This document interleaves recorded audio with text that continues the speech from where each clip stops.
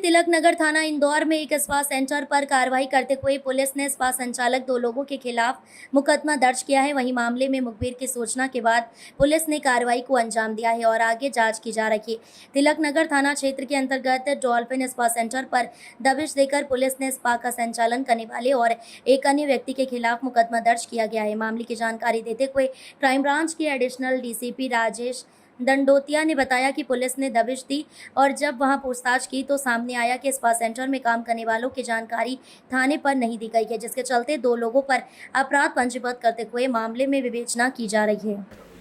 तिलक नगर में spa centre में एक दबिश दी गई है जो कृष्णा डेयरी के पास एक जो स्पा सेंटर है डॉल्फिन स्पा सेंटर, उस पर एक उनकी जांच की गई थी और पुलिस के द्वारा ये पाया गया कि ये जो कृष्णा और अजय जो यहाँ पर होटल में ये जो स्पा सेंटर में है, इनके द्वारा संचालक के द्वारा वहाँ पर स्पा सेंटर में काम करने वालों की कोई जानकारी थाने में नहीं दी थी। इस आधार पर तिलक नगर थाने में 223 BNS के तहत कार्रवाई की गई है। केस रजिस्टर्ड इन दोनों के खिलाफ किया गया है। और मैं इलेक्ट्रॉनिक मीडिया के माध्यम से कहना चाहूँगा, जितने भी जो यहाँ पर जो कंस्ट्रक्शन वर्क चल रहे हैं वहाँ की जो लेबर की जानकारी देना, आप अगर किसी किराएदार को रखते हो तो किराएदारों की जानकारी देना, आपका अगर कोई संस्थान है और वहाँ पर लोग काम कर रहे हैं, बाहर के लोग आए हुए काम कर रहे हैं, तो इन सभी की जानकारी देना आवश्यक है। पुलिस आयुक्त इंदौर सर के द्वारा इसमें ऑलरेडी एक ऑर्डर पास किया गया है। तो मैं सभी से ये अनुरोध करूँगा कि कृपया अपने नज़दीकी थाने में जो संबंधित थाने हैं उसमें अपने किराएदार या रुकने वाले या लेबर की जानकारी दें।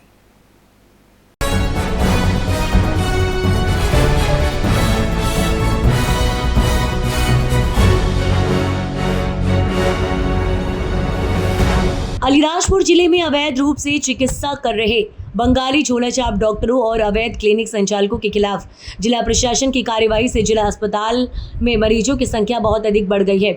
रोजाना 900 से लेकर 1000 मरीज की ओपीडी जिला अस्पताल में हो रही है। बंगाली झोलाछाप डॉक्टर और अवैध रूप से चल रहे क्लिनिक बंद होने से ग्रामीण अंचलों में चिकित्सा सुविधा के विकल्प कम होने से बड़ी संख्या में मरीजों ने जिला अस्पताल का रुख किया है, जिससे अस्पताल में भीड़ बढ़ गई है।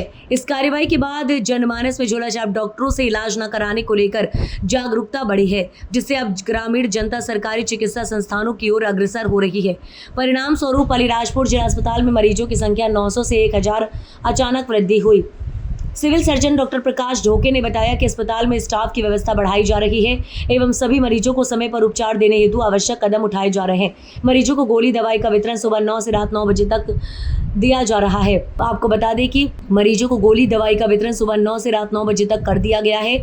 वहीं डॉक्टर ढोके ने आम जनता से अपील की है कि वे किसी भी अपंजीकृत चिकित्सक से इलाज ना कराएं और स्वास्थ्य सेवाओं के लिए केवल अधिकृत सरकारी या पंजीकृत निजी चिकित्सकों से ही संपर्क करें। जिला अस्पताल में अभी पूरे ज़िले में प्रशासन की कार्रवाई से जो क्लिनिक और बंगाली क्लिनिक बंद हुए हैं, उसको चलते यहाँ पर जिला अस्पताल में करीब 900 ओपीडी पर डे आ रही है। तो 2 बजे तक तो ओपीडी चिट्ठी बनाते रहते बेचारे गांव वाले। प्रशासन ऐसी व्यवस्था करें 2 बजे के बाद इमरजेंसी के अलावा ओपीडी भी कम से कम 1-2 डॉक्टर देखें और फार्मेसी मतलब दवाई जो गोली चालू है वो फार्मेसी भी दिन में चालू रहें, क्योंकि 2 बजे से 5 बजे तक डॉक्टर सारे खाली हो जाते हैं तो गांव वाले परेशान होते रहते हैं। चूँकि थोड़ा सा इलाज सब लोग ब्लड की जांच कराना, सब लोग भर्ती होना संभव नहीं है, तो यहाँ दवाई गोली भी मिल जाए गाँव वालों को तो बहुत अच्छा होगा। मैं प्रशासन से विशेष निवेदन करता हूँ, मांग करता हूँ कि ये सुचारू व्यवस्था चले, हम सब लोग भी सहयोग करेंगे। ये जो कादू जी जैसे अभी जो जैसे ब्लड शो उसकी जांच के लिए जो वहाँ पर आभा आईडी के लिए जो लाइन लगी है वो क्या मामला है? आभा आईडी में मैं तो इसका समर्थन नहीं करता हूँ, क्योंकि बहुत सारे का EKYC नहीं होने के कारण से दिक्कत आती है। तो एक दिन एक शिकायत भी आई कि EKYC नहीं था तो उसको सैंपल नहीं लिया। भाई जिनका है और जिनका ओपीडी जा रहा है उनका आभा आईडी बनाना चाहिए, लेकिन जिनका नहीं हो रहा उनको सीधे सैंपल लेना और सीधे जांच होना चाहिए, क्योंकि वो ओपीडी IPD बना के बेचारा जाता है और आभा आईडी के लिए वो लाइन में लग रहा है। आभा आईडी में संख्या 1 है, 2 टेबल की जाए और ओपीडी में भी 2 कंप्यूटर चल रहे हैं, एक कंप्यूटर और व्यवस्था की जाए। ठीक कहना चाहोगे आप? अभी प्रशासन की जो कार्रवाई की गई झोलाछाप डॉक्टरों के विरुद्ध में और मौसम जनित बीमारियों को देखते हुए अभी जिला अस्पताल में ओपीडी लगभग 900 से 1000 के बीच में आ रही है, जो काफ़ी बड़ी संख्या है। सभी का बराबर इलाज किया जा रहा है। लाइनें ज़रूर लंबी लगी हैं, लेकिन पूरा उनका इलाज चल रहा है। इसी के मद्देनज़र हमने जो है दवाई वितरण सुबह 9 बजे से रात के 9 बजे तक कर दिया है। 12 घंटे का हमने दवाई वितरण कर दिया, ताकि किसी को कोई परेशानी नहीं हो। 2 बजे तक डॉक्टर सभी मिलते हैं। 2 बजे के बाद 3 डॉक्टर इमरजेंसी वार्ड में रहते हैं, वो वहाँ पर ओपीडी में आके मरीज़ दिखाते हैं और उनका सभी का सुचारू रूप से जो है इलाज किया जा रहा है और सभी मरीज़ संतुष्ट हैं।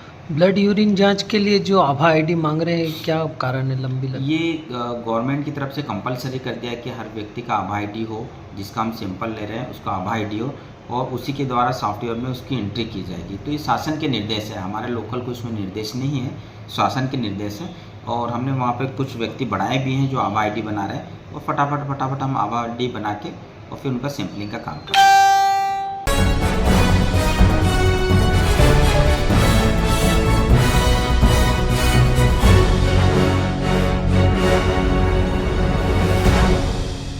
सीहोर के कुबेरेश्वर धाम में आज कावड़ यात्रा में शामिल होने आए 3 लोगों की मौत हो गई है। मृतकों के नाम चतुर सिंह पिता भूरा 50 साल पांचवल गुजरात, दूसरा ईश्वर सिंह 65 वर्षीय रोहतक हरियाणा के निवासी बताए गए हैं। तीसरा व्यक्ति दिलीप सिंह उम्र 57 साल रायपुर छत्तीसगढ़ निवासी बताया जा रहा है। जिला अस्पताल में मृतकों के शव मॉर्चरी में रखे गए हैं। कल भी कुबेरेश्वर धाम में 2 महिलाओं की मौत हुई थी, उनकी आज पहचान हो गई है। नाम जसवंती बेन, पति चंदूबाई उम्र 56 वर्षीय निवासी ओमनगर राजकोट गुजरात से हैं। दूसरी महिला नाम संगीता गुप्ता, पति मनोज गुप्ता उम्र 48 वर्षीय निवासी फिरोजाबाद उत्तर प्रदेश से हैं। गौरतलब है कि कुबेरेश्वर धाम में 2 दिनों में 5 मौत हो चुकी है। और इतनी लोगों की व्यवस्था तो समिति भी पूर्ण रूप से करती है, प्रशासन भी करती है, ऐसा नहीं है। पर भक्तों का सैलाब, जैसे कुंभ के मेले में कितने भक्त एकदम आ जाते हैं, तो भक्तों का सैलाब नहीं बता सकते कि कितने भक्त यहाँ पहुंचेंगे। भक्तों पर आधारित रहता है, ये किसी को भी अंदाजा नहीं रहता, ना तो प्रशासन को ना समिति को, कि भक्त कितने यहाँ पहुंच पाएंगे। उस हिसाब से भक्तों का यहाँ पर सैलाब आ जाता है।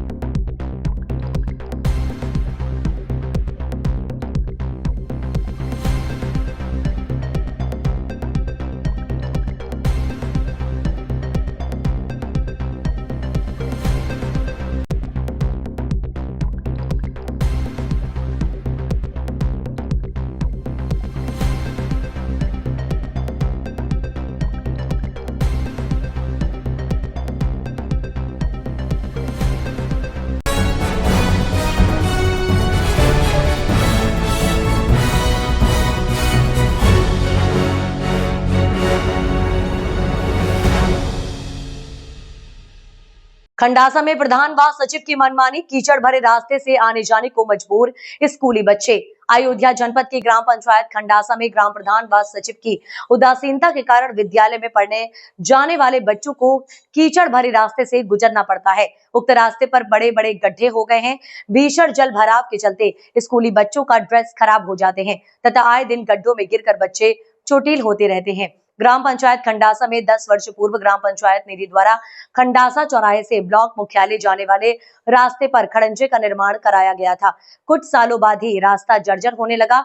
जलभराव के कारण बड़े बड़े गड्ढे हो गए, जिसकी शिकायत वर्ष 2024 अगस्त माह में स्थानीय लोगों द्वारा प्रधान ग्राम पंचायत अधिकारी, खंड विकास अधिकारी अमानीगंज तथा मुख्यमंत्री शासन को पत्र के माध्यम से किया गया था। यही नहीं, तहसील समाधान दिवस में भी इसकी शिकायत की गई थी।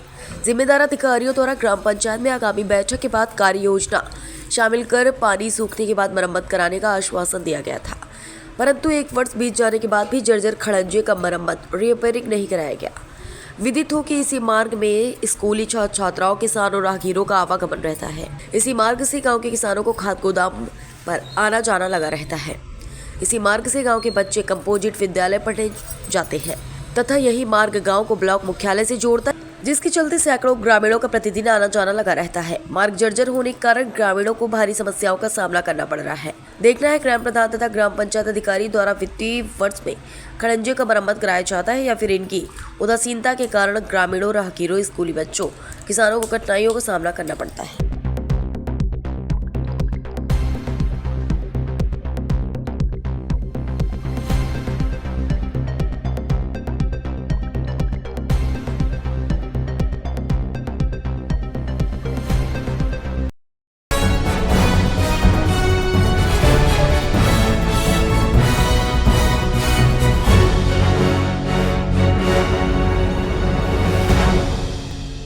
भारत स्काउट गाइड जिला स्तरीय वार्षिक कार्यक्रम के अनुसार जिला मुख्यालय अलीराजपुर में नगर की 6 संस्थाएं बालक हायर सेकेंडरी बोर्ड खंड, कन्या माध्यमिक विद्यालय बाहरपुर, माध्यमिक विद्यालय प्रतापगंज, बालक माध्यमिक नरमलशाला, कन्या माध्यमिक विद्यालय क्रमांक 1 बुनियादी शाला एवं कन्या शाला अलीराजपुर के स्काउट गाइड द्वारा नशा मुक्ति रैली में उत्साह पूर्वक भाग लिया गया। रैली के पूर्व सभी स्काउट गाइड और सभी स्काउट गाइड सदस्यों को पुलिस ग्राउंड पर नशा मुक्ति की शपथ दिलाई गई एवं सभी को रैली के माध्यम से नशा मुक्ति के नारे लगाए गए। रैली का आयोजन जिला सचिव बद्रीलाल भटोत्रा, सह सचिव जयश्री गहलोत, ब्लॉक सचिव Ashok Prajapati, scout master Bhikla Chauhan, guider Sunita Jatav के मार्गदर्शन में पुलिस विभाग के सहयोग से रैली में नारे लगाते हुए पुलिस ग्राउंड से रामदेव मंदिर चौराहा, पोस्ट ऑफिस चौराहा होते हुए बस स्टैंड तक नशा मुक्ति रैली का आयोजन किया गया। रैली के उद्देश्य नशे की जड़ मिटाना है एवं नारे अपने परिवार पर दो ध्यान, नशे की लत का करो समाधान जैसे नारे लगाते हुए रैली संपन्न की गई। उक्त रैली में सभी का सहयोग सराहनीय रहा।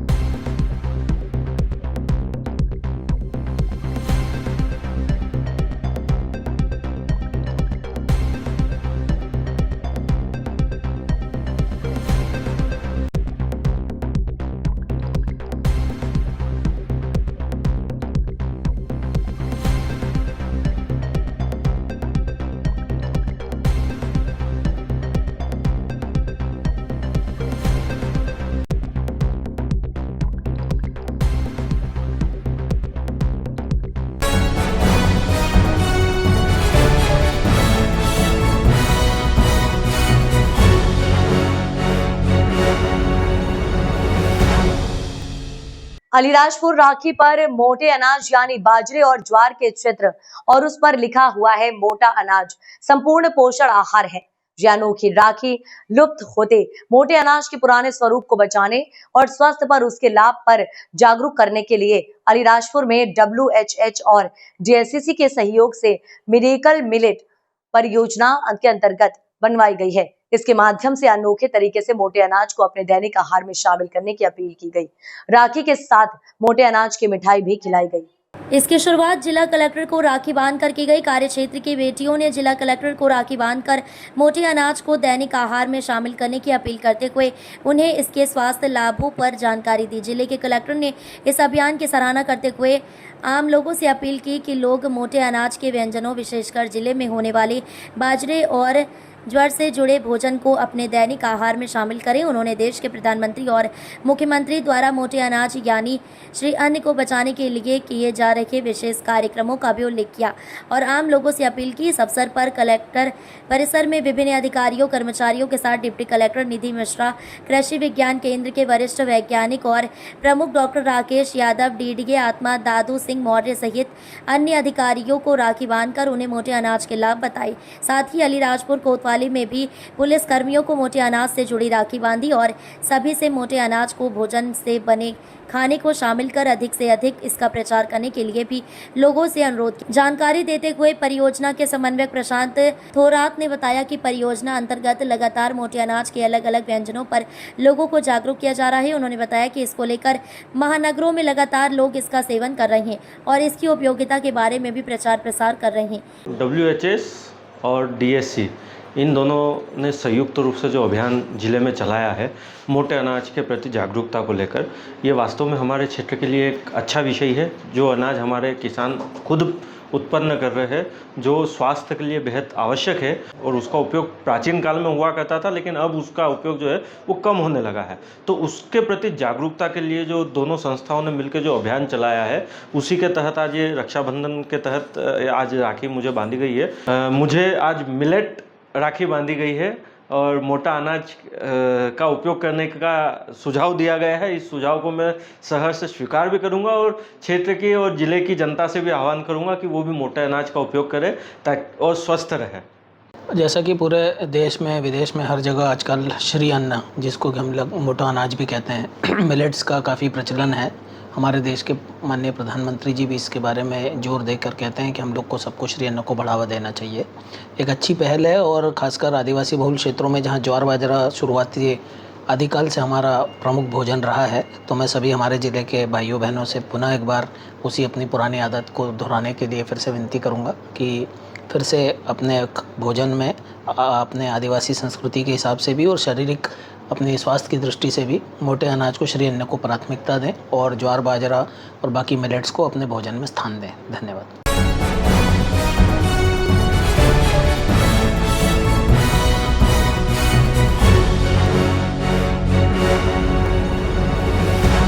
पार्थिव शिवलिंग के पूजन से अकाल मृत्यु का भय होता है दूर। एक शिव मंदिर का निर्माण का मिलता है पुण्य। शहर के पहाड़ सिंहपुरा में बूढ़ा महादेव मंदिर परिसर में श्रावण माह के चलते भक्तों ने 1,84,000 पार्थिव शिवलिंग का निर्माण कर अभिषेक पूजन कर आरती। पार्थिव शिवलिंग का निर्माण भक्तों ने अपने अपने घर से निर्माण कर बूढ़ा महादेव मंदिर पहुंचे और पंडित राम अन्य द्वारा अभिषेक कराया गया। बताया दे कि बूढ़ा महादेव मंदिर में पिछले 1 महीने से पार्थिव शिवलिंग का अभिषेक कराया जा रहा है। इसी दौरान आज 1,84,000 पार्थिव शिवलिंग बनाकर अभिषेक किया गया। पंडित राम अत्रे ने बताया कि श्रावण महीने में पार्थिव शिवलिंग का अभिषेक पूजन करना बड़ा महत्व है। पार्थिव शिवलिंग से पूजन से सभी प्रकार की मनोकामनाएं पूर्ण होती हैं और अकाल मृत्यु का भय भी दूर होता है। और भगवान राम ने रावण से युद्ध के पहले पार्थिव शिवलिंग की पूजा अर्चना कर रावण पर विजय प्राप्त की थी। पार्थिव शिवलिंग पूजन का यह महत्व है कि इससे सभी प्रकार की मनोकामनाएं पूर्ण होती है, अकाल मृत्यु का भय दूर होता है। सबसे पहले भगवान रामचंद्र जी ने पार्थिव शिवलिंग का निर्माण करा था और लंका पर विजय प्राप्त करी थी। मांडा ऋषि के पुत्र मंडप ने पार्थिव शिवलिंग बनाकर पूजा अर्चन करा था। उसके बाद से कलयुग में ये सिलसिला चला आ रहा है। महत्व एक शिव मंदिर का निर्माण करने के बराबर पार्थिव शिवलिंग पूजन का महत्व है। हर हर महादेव। प्रदोष काल में इसका पूजन किया गया 1,84,000 पार्थिव शिवलिंग का।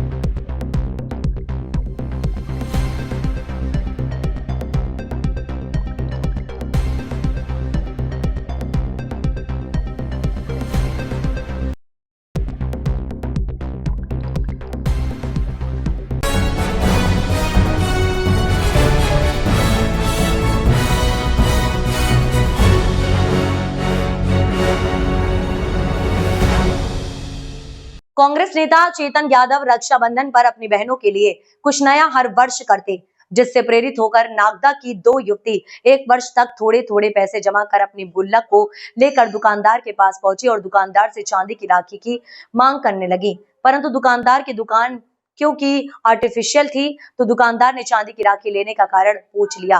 तो दोनों युवतियों ने बताया कि कांग्रेस के युवा नेता चेतन भैया अपनी बहनों को इतना स्नेह और सम्मान करते हैं कि हमें अच्छा लगता है। इससे प्रेरित होकर हमने इस बार चेतन भैया को अपने हाथों से चांदी की राखी बांधेंगी और इस बार तो हमारे चेतन भैया ने अपनी 11,000 बहनों से राखी बंधवाने का प्रण लिया है। तो हम बहनों का भी फर्ज बनता है उनकी कलाई पर रक्षा सूत्र बांधने का। इस बात की सच्चाई जानने हमारी टीम उस दुकान पर पहुंची और दुकानदार से बात की तो दुकानदार ने हमें बताया कि 2 लड़कियां मेरे पास चांदी की राखी खरीदने आई थीं और मेरे पास चांदी की राखी थी नहीं, तो मैंने असली चांदी की राखी मंगवाई और उन लड़कियों को दी। जिसके बाद मैंने चेतन यादव को फ़ोन कर बुलाया तो सारी घटना बताई। तो चेतन भैया ने न उन लड़कियों से राखी के पैसे लेने दिए और गुल्लक में से निकले करीब 1000 रुपये उन्हें वापस दिलवा दिए और फिर उन दोनों युवतियों को कपड़ों के शॉप पर ले जाकर उनकी पसंद के कपड़े भी दिलवाए। वहीं जब शॉप पर पहुंचे चेतन यादव को देख किन्नर समाज के लोग भी पहुंच गए। उनका भी यही कहना था कि चेतन भैया जो नागदा की बहनों के लिए कर रहे वह सराहनीय कार्य है, भगवान उनकी आयु लंबी करे। बेटा क्या नाम है आपका? मेरा नाम दीपिका जैन। बेटा प्रतिवर्ष रक्षाबंधन आता है और आपने इस बार चांदी की राखी खरीदने के लिए आपका गुल्लक फोड़ा है, क्या है पूरा मामला, क्या है बेटा ये हम कहना चाहते हैं कि चेतन मामा है ना, मतलब नागदा की सारी औरतें चेतन मामा को हर साल राखी बांधती है और पिछले साल मैंने देखा कि मतलब बहुत सारी औरतें ना चेतन मामा को राखी बांधती है। तो पिछले साल मेरी मम्मी भी गई थी और मेरी मम्मी के साथ मैं भी गई थी और मैंने देखा कि मतलब इतना अच्छा लगता है कि फिर मैंने सोचा कि ना क्यों ना मामा को चांदी की राखी बांधा जाए। तो फिर उसी वक्त मैंने सोचा कि हाँ मामा को चांदी की राखी बांधूंगी और मैंने उसी वक्त से मतलब अगले दिन से मैंने चांदी मतलब पैसे कलेक्ट करने लग दी और मतलब तकरीबन मेरे पास 1000 रुपये हो गए थे।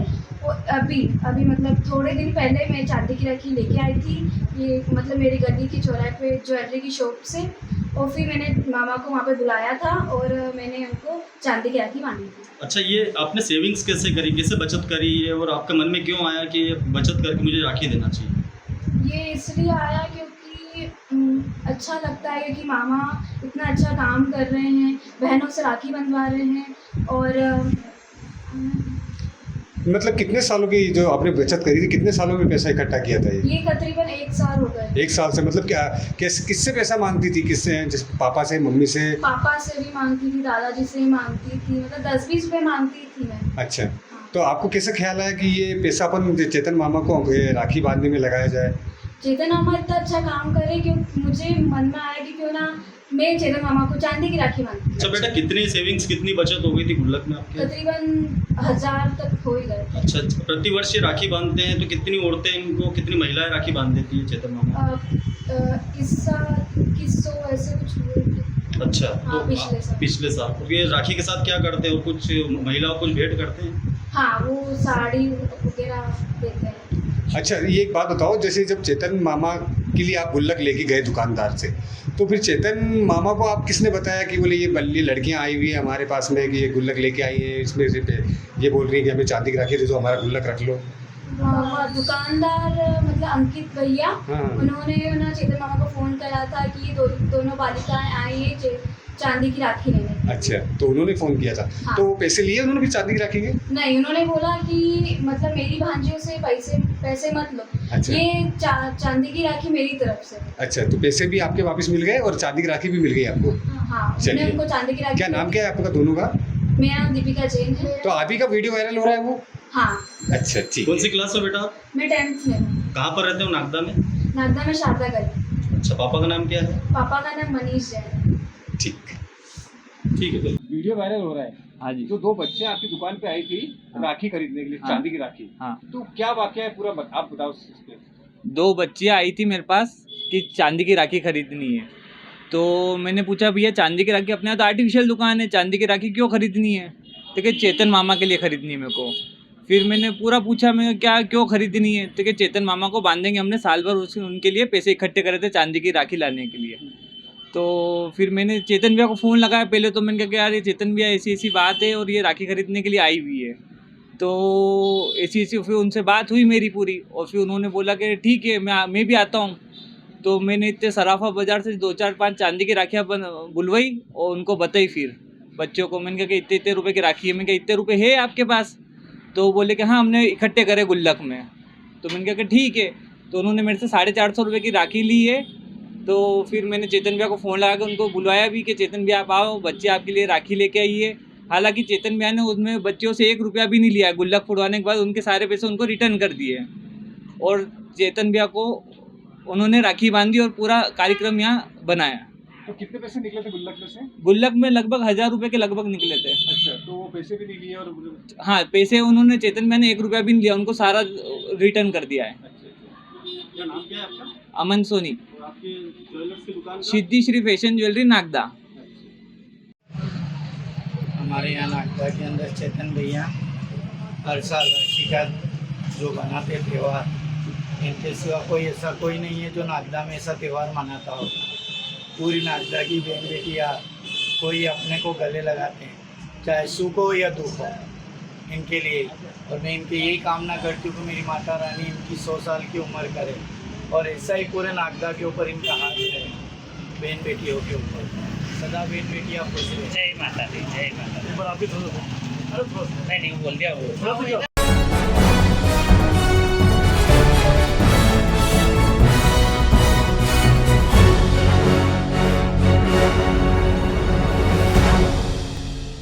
इंदौर के कनाडिया इलाका में एक भीषण सड़क हादसे से एक व्यक्ति की मौत हो गई, तो वहीं 10 से अधिक लोग घटना में घायल हुए।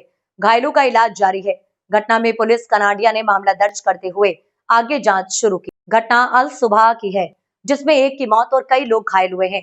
घटना की जानकारी देते हुए एडिशनल डीसीपी ने बताया कि कनाडिया बाईपास पर एक सड़क हादसा हुआ, जिसमें एक युवक की मौत हो गई। करीब 10 से अधिक लोग उसमें घायल हो गए। सभी घायलों को उपचार के लिए अस्पताल में भर्ती कराया गया है। अधिकारी के अनुसार हादसा सुबह तकरीबन 4 बजे का है। बिसौली मर्दाना ब्रिज के पास हुआ है, जिसमें एक तेज रफ्तार तूफान वाहन अचानक सड़क पर खड़े एक ट्रक से टकरा गया। टक्कर इतनी जबरदस्त थी कि वाहन का अगला हिस्सा पूरी तरह क्षतिग्रस्त हो गया। हादसे में मंटू वर्मा निवासी इंदिरा नगर खरगोन की मौके पर मौत हो गई। मंटू मुन्ना लाल वर्मा का पुत्र बताया जा रहा है और फर्स्ट ईयर का छात्र ही। पढ़ाई के साथ साथ मृतक पिता के सब्जी के व्यवसाय में भी हाथ बटाता था। हुई घटना को लेकर ये बात भी बताई गई। क्या हादसे में घायल यात्रियों ने पुलिस को बताया कि वह सभी सीहोर में पंडित प्रदीप मिश्रा की कथा में शामिल होकर लौट रहे थे। इसी दौरान ये हादसा हो गया। फिलहाल पुलिस ने मामला दर्ज करते हुए जाँच शुरू कर दी है और मृतक मंजू के शव को पोस्टमार्टम के लिए पहुंचा दिया गया है। घटना में शामिल वाहन चालक पर मुकदमा दर्ज किया गया है। जिस गाड़ी में घुसने से हादसा हुआ है, उसके दोनों टायर फट जाने वजह से ट्रक खड़ा किया गया था। ये सुबह तकरीबन आज सुबह लगभग 4 पौने 4 बजे के समय पर एक जो ट्रक था बिचौली ब्रिज के ऊपर, जो ट्रक था वो 6 चक्के वाला ट्रक था, उसके अचानक 2 टायर फट गए, तो उसके द्वारा वो गाड़ी साइड में ब्रिज के ऊपर ही खड़ी कर दी थी। तभी वह तूफान जो कि कुबरेश्वर धाम से आ रही थी दर्शन करके और खरगोन जा रहे थे, अचानक 10 मिनट बाद वो तूफान गाड़ी उससे टकरा गई खड़े हुए ट्रक से, जिससे कि ड्राइवर के बगल में बैठा हुआ एक व्यक्ति था मंटू वर्मा, उसकी मौके पर ही मौत हो गई। बाकी कुल मिलाकर उसमें 13 लोग बैठे हुए थे, जिसमें से एक व्यक्ति वहीं मौके पर एक्सपायर हो गया। बाकी 11-12 लोग इसमें घायल हैं, जिनको थोड़ी छोटे हैं, उनको हॉस्पिटलाइज किया गया, उनका उपचार चल रहा है। फिलहाल उसमें ट्रक जो ड्राइवर ने चूँकि ट्रक वहाँ पर खड़ा कर दिया था, लापरवाही पूर्वक खड़ा किया गया था, इस पर से वैधानिक कार्रवाई की जा रही है। इसमें कहाँ से आए थे सर ये लोग? जैसा कि मैंने बताया, कुबरेश्वर जो अभी प्रारंभिक जांच में पता चला कि कुबरेश्वर धाम से ये लौट रहे थे और खरगोन की तरफ जा रहे थे, खरगोन के रहने वाले थे, ऐसा भी पता चला है प्रारंभिक जांच में।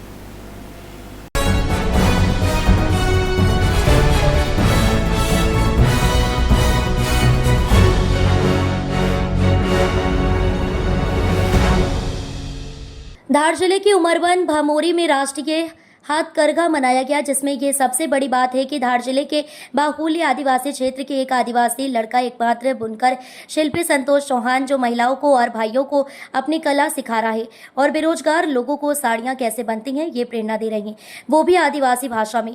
राष्ट्रीय हाथकरघा दिवस पर जिला ग्रामीण उद्योग अधिकारी गिरीश वाघमारे, जिला डीपीएम अधिकारी प्रमोद दुसाने, परवीन सोलंकी, शशिकला ने सम्मान किया गया। राष्ट्रीय हाथकरघा दिवस के अवसर पर मास्टर शिल्पी संतोष बच्चू सिंह चौहान का सत्कार किया गया तथा जिले के बुनकर युवंश आजीविका स्वयं सहायता समूह के सदस्यों के मध्य बुनकर के वर्तमान स्थिति तथा भविष्य की रूपरेखा के अंतर्गत निर्मित योग्य सामग्री के निर्माण और निर्यात के लिए आवश्यक योग्यताओं की चर्चा की। माहेश्वरी साड़ियों की तरह बालीपुर सिल्क साड़ी के नाम से ये साड़ियां का निर्माण किया जा रहा है। साथ ही देश में के प्रधानमंत्री नरेंद्र मोदी जी के सपनों को साकार करते हुए आत्मनिर्भर भारत बनाने को लेकर शासन के माध्यम से महिलाओं के समूह के अंतर्गत महिलाओं को मास्टर शिल्पी बुनकर संतोष चौहान ने प्रशिक्षण देकर साड़ियां बनाना सिखाया। महिलाएं अब हैंडलूम मशीन पर शानदार साड़ियां बना रही हैं, इससे महिलाओं को रोजगार उपलब्ध हो रहा है। इसी अवसर पर उकार मोबेल, संतोष मोबेल और राहुल सोलंकी ने मास्टर शिल्पी संतोष चौहान का आभार व्यक्त किया है।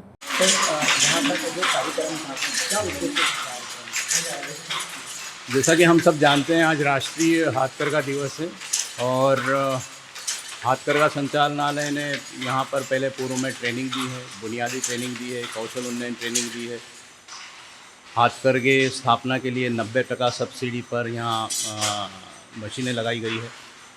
बहुत अच्छा विकास हुआ है। यहाँ का जो प्रमुख जो प्रतिष्ठित बुनकर है संतोष सिंह जी चौहान, उनकी मेहनत की हम तारीफ़ करेंगे कि काफ़ी बढ़िया उन्होंने यहाँ पर प्रबंधन किया है। लगभग सभी को एक जैसा बुनाई सिखाया है और विभाग ने जो उनको सहायता दी है, डॉबी उपकरण की जो सहायता दी है, उन्होंने लगभग सभी लूमों पे वो डॉबी उपकरण लगाए हैं। बुनाई भी बहुत अच्छी हो रही है, डिज़ाइनदार बुनाई ली जा रही है। मैं उज्जवल भविष्य की कामना करता हूँ सभी के, और सभी यहाँ उपस्थित दीदियों का आभार व्यक्त करता हूँ। बहुत बहुत धन्यवाद, बहुत बहुत आभार। इसी तरह से आप प्रगति करते रहें। Thank you. मैं गिरीश वाघमारे, जिला ग्रामोद्योग अधिकारी। हाथकरघा दिवस में मैं सभी दीदियों को बधाई देती हूँ। आज 7 अगस्त है, जो हमारा हाथकरघा दिवस के रूप में मनाया जाता है। मैं आप सभी दीदियों को यही बोलना चाहूँगी कि आप अपना जो हाथकरघा है उसका उत्पादन बढ़ाएं और अच्छे से काम करें। मैं यहाँ पर पहले भी आ चुकी हूँ, मैंने प्रस्ताव बनाए थे और अभी यहाँ पर डोबी लगी हुई है। ये देखकर मुझे बहुत अच्छा लगा और हाथकरघे भी स्थापित हो गए हैं। कैसा लगा यहाँ पर हाथकरघा का और उत्पादन करने के लिए हम और आगे कोशिश करेंगे। और अभी तो हमने डोबी लगा दिए और जैकोट भी यहाँ पर लगवा देंगे। मेरा नाम शशिकला शातले है, ग्रामोद्योग कनिष्ठ ग्रामोद्योग अधिकारी हूँ, धार डिस्ट्रिक्ट से। आज राष्ट्रीय हथकरघा दिवस है। उस उपलक्ष्य पे हम लोग जो हमारे स्थानीय बुनकर हैं उनके सम्मान के लिए आए थे और यहाँ पे श्री संतोष जी हैं जो कि हमारे बुनकर हैं, उनका हमने सम्मान किया और इस काम को और आगे बढ़ाने के लिए उन पर विस्तृत चर्चा की। इनके साथ में जितने भी बुनकर यहाँ पे 12 समूह से जुड़े हुए हैं, उनके साथ में चर्चा करने के बाद में निष्कर्ष पे आए कि ये जितने भी गांव के आसपास के लोग हैं उसको हम लोगों को इस कार्यक्रम से जोड़ के इसको और बढ़ाना है, जिससे कि इसका जो है विस्तार हो सके और इनकी जो कॉस्ट है वो कैसे कम हो, उस पर भी हमने गहन चर्चा की। आगे आने वाले समय में आपको इसके रिजल्ट मिलेंगे कि हम यहाँ पे ये जो रॉ मटेरियल है इसका भी उत्पादन के लिए हम कोशिश करेंगे कि यहीं पे हो और इनकी जो ट्रांसपोर्टेशन कॉस्ट है और बाहर से जो आने वाला मटेरियल है वो ना आते हुए यहीं पे जो है स्थानीय लोगों को रोज़गार प्राप्त हो और वो यहाँ पे मटेरियल भी दे सके और स्थानीय लोग यहाँ पे जुड़ के और अपनी अच्छी इनकम ले सकें। और हमारा जो मध्य प्रदेश राज्य ग्रामीण आजीविका मिशन का मूल उद्देश्य है कि प्रत्येक परिवार जो है वो उसकी वार्षिक आय जो है लाख रुपए से अधिक होना चाहिए। तो हम उस पर फोकस्ड हैं और जितने परिवार इससे जुड़े हैं वो लगभग हमारे जो है लाख रुपए इनकम जो है वो लेने लगे। उस पर हम फोकस करेंगे और आने वाले टाइम में और परिवारों को इसमें जोड़ेंगे। मैं मध्य प्रदेश राज्य ग्रामीण आजीविका मिशन जिला परियोजना प्रबंधक प्रमोद दुसाने, मैं आपको धन्यवाद देता हूं कि आपने आज हथकरघा दिवस पर आकर हमारे बुनकरों का जो है उत्साहवर्धन किया। बहुत बहुत धन्यवाद।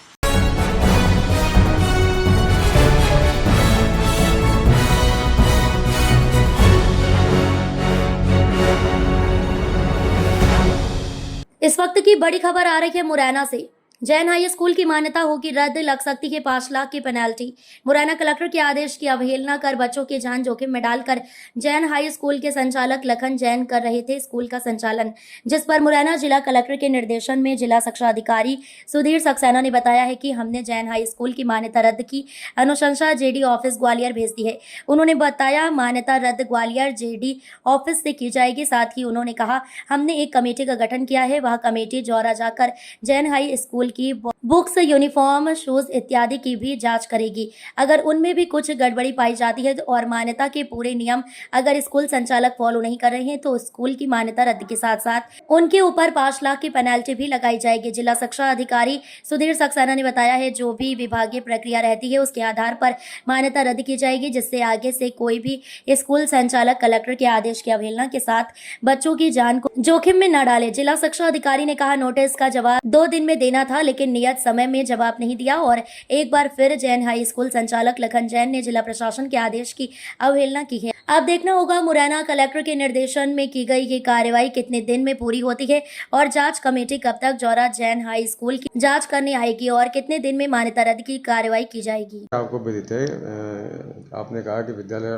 मतलब बंद के लिए आदेश किए गए थे, ये बात सही है और जैसे ही ये बात मेरे संज्ञान में आई तो मैंने यहाँ से तत्काल उसको नोटिस भी दिया है और नोटिस का जवाब ये मुझे कल प्राप्त हुआ है। आज मैंने देखा है, तो जो भी वैधानिक कार्रवाई होगी, मान्यता निरस्ती की कार्रवाई है जो भी है, तो उसके लिए अनुशंसा सहित हम इसके लिए ऊपर भेज देंगे, क्योंकि मान्यता देने का अधिकार जो होता है वो जेडी को होता है। इसको लेकर यहाँ केवल अनुशंसा की जाती है। तो पहले एक तो ये विषय होगा, दूसरा ये कि और भी चीज़ें होती है वो भी हम करेंगे। यहाँ से टीम बना के भेजता हूँ, जिसमें ये है कि बुक्स कहाँ से आती हैं उनकी, बैग्स वगैरह कहाँ आते हैं, शूज़ कहाँ से आते हैं बच्चों के, या जो किताबें चल रही हैं तो जो NCERT की हैं या भी और कोई चल रही है प्राइवेट वाली, तो वो सब देखते हुए जो इसके हिसाब से और कार्रवाई भी मतलब इसमें हो सकती है पेनल्टी के रूप में, जैसे मान लो 5 लाख तक का इसका प्रावधान है। और ये कार्रवाई के लिए कलेक्टर साहब उसके लिए हद करते हैं। यहाँ से पूरी टीम हमारी जाएगी 3 लोगों की, फिर विधिवत जो भी होगा परीक्षण करेगी, सूझ परीक्षण करते हुए जो स्थिति निर्मित होगी उसके हिसाब से कार्रवाई होगी।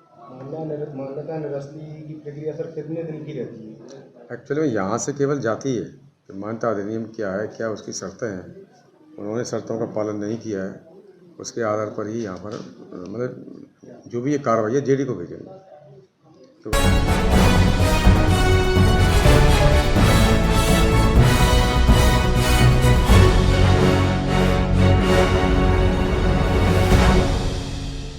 मध्य प्रदेश के धार जिले के धामनोद से बड़ी खबर आ रही है। धामनोद में मंगलम ज्वेलर्स में लाखों की चोरी, सुरक्षा को लेकर व्यापारियों और पुलिस की बैठक। प्रशासन और व्यापारियों की बैठक में उठी सुरक्षा की चिंताओं की गूंज। मंगलम ज्वेलर्स में बड़ी चोरी के बाद हड़कंप, सीसीटीवी बंद होने पर फूटा व्यापारियों का गुस्सा। धार पुलिस अधीक्षक मनोज कुमार सिंह ने दामनोद नगर में किया निरीक्षण, शीघ्र ही चोरों को पकड़ने का दिया आश्वासन। धार जिले के धामनोद क्षेत्र में स्थित मंगलम ज्वेलर्स में बीती रात अज्ञात चोरों ने लगभग 15 लाख रुपए के जेवरात और अन्य कीमती सामान चोरी कर लिया था। चोर दुकान के पीछे से चद्दर की छत पर चढ़कर चद्दर की छत का एक चद्दर हटाकर दुकान के अंदर घुसे और सोने चांदी के गहनों सहित DVR भी ले गए थे। घटना के बाद गुरुवार को दोपहर में धामनोद पुलिस द्वारा एक बैठक आयोजित की गई, जिसमें एडिशनल SP विजय डावर, SDOP मोनिका सिंह, थाना प्रभारी प्रवीण ठाकरे सहित नगर के प्रमुख व्यापारी, जनप्रतिनिधि और आम नागरिक उपस्थित रहे। बैठक में प्रमुख निर्णय लिए गए, जिसमें रोड पर लगे CCTV कैमरों को जल्द दुरुस्त किया जाएगा। प्रत्येक व्यापारियों से अपील की गई है कि वे अपनी दुकान पर कम से कम एक कैमरा रोड की ओर जरूर लगाए। ग्राम सुरक्षा समिति को पुनः सक्रिय कर मोहल्ले मोहल्ले समितियां बनाकर रात्रि में सुरक्षा के प्रबंध करने का निर्णय लिया। कुछ व्यापारियों ने नाराजगी जताते हुए कहा है कि नगर पंचायत की अनदेखी और भुगतान में देरी के कारण कम कैमरों वर्षों से बंद पड़े हुए, जिससे सुरक्षा व्यवस्था कमजोर हुई है। अब प्रशासन पर भरोसा नहीं किया जा सकता, इसलिए व्यापारियों को अपनी सुरक्षा खुद सुनिश्चित करनी होगी। दोपहर में एक और जहां नगर की मीटिंग रखी गई, शाम 4:30 बजे जिला पुलिस अधीक्षक मनोज कुमार सिंह के द्वारा भी दामनोद नगर का निरीक्षण किया गया, जहां नगरवासी और व्यापारियों को आश्वासन दिया गया कि हम जल्द ही नकबजानी की हुई चोरी का खुलासा करेंगे। क्या नाम है आपका? मैं जयप्रकाश पान, सराफा एसोसिएशन अध्यक्ष धामनोद। अच्छा, नगर में इन दिनों चोरियां हो रही हैं और इसमें क्या सहयोग मिल रहा है अभी और क्या हो रहा है? आज कल जो रात को जो घटना घटित हुई थी चोरी की, हमारे ज्वेलर्स मंगलम ज्वेलर्स वाले के साथ में जो घटना घटित हुई है, लगभग 15 से 20 लाख रुपए की चोरी हुई थी। उसी घटना को लेकर आज पुलिस प्रशासन द्वारा हमारी बैठक ली गई, मीटिंग करी गई और उसमें ये सब बातें जनप्रतिनिधियों को भी बुलाया गया यहाँ पर और आम जनता को और व्यापारियों को भी बुलाया गया है।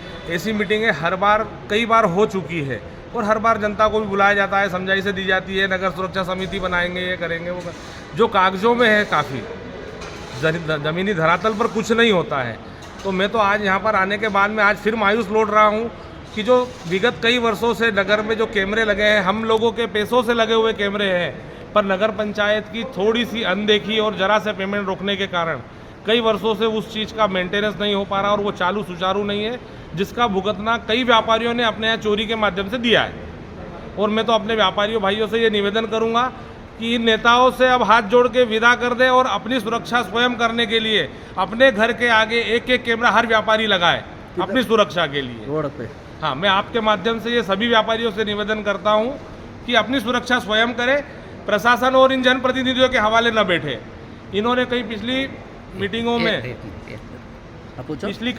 में प्रशासन द्वारा ये सब चीज़ें कही गई कि अब कैमरे चालू कराए जाएंगे, अब कराए जाएंगे, पर 3 साल से अभी तक कुछ नहीं हो पाया है और अब हम आगे प्रशासन के भरोसे नहीं बैठ सकते। इसलिए नगर के व्यापारियों को अपनी सुरक्षा के लिए आगे आना पड़ेगा और अपने अपने प्रतिष्ठान, जितने भी व्यापारियों ने अपने यहाँ CCTV कैमरे लगा रखे हैं वो एक कैमरा कम से कम और बढ़ाए, अपनी खुद की स्वयं की सुरक्षा के लिए और नगर की सुरक्षा के लिए रोड के तरफ उसका मुंह रखे और सारा TV वो फुटेज अपने यहाँ सेव रखे। अपनी स्वयं की सुरक्षा के लिए हर व्यापारी को अपने आगे आना पड़ेगा और अपनी सुरक्षा के लिए ये कार्य करना पड़ेगा। आपका नाम? मैं जयप्रकाश पाठ, यशोदा ज्वेलर्स धामनोद, सराफा स्टेशन अध्यक्ष। परिवेश में आए थे, क्या रहा पूरा मामला सर? देखिए, धामनोद कस्बे में मंगलम ज्वेलर्स जो तरुण सोनी जी का है, उनके यहाँ नकबजनी हुई है और नकबजनी में इनके चांदी के गहने और सोने के गहने भी गए हैं।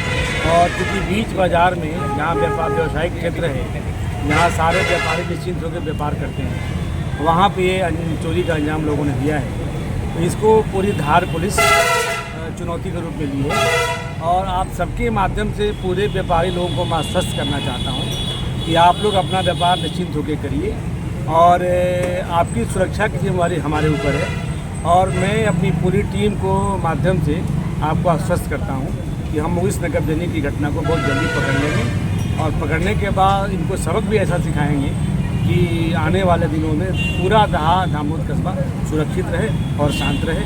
इसमें आम जनता से मैं अपील यह भी करना चाहूँगा कि व्यक्ति जब रोड पे चलता है, व्यक्ति जब व्यापार करता है, तो खुद की सुरक्षा भी आदमी को करनी पड़ती है। तो खुद की व्यापार के लिए जो भी सुरक्षा करना हो, कैमरे लगाना है, CCTV फुटेज लगाना है, रोड गश्त करना है, शांति समिति की गठन करना है, नगररक्षा समिति का गठन करना है, पेट्रोलिंग करना है, मतलब कुल मिलाकर जो पुलिस से समन्वय होकर एक कम्युनिटी पुलिसिंग होती है, उस पर भी जोर दो कि आप लोग पुलिस का सहयोग करिए। आपकी सुरक्षा हमारे जिम्मे है, हम इस वारदात को जल्दी क्लियर करने का प्रयास। सर, आपके नेतृत्व में धार जिले की सबसे बड़ी चोरी डकैती की जामिया भूतिया वाली समस्या आपके नेतृत्व में हल हुई है।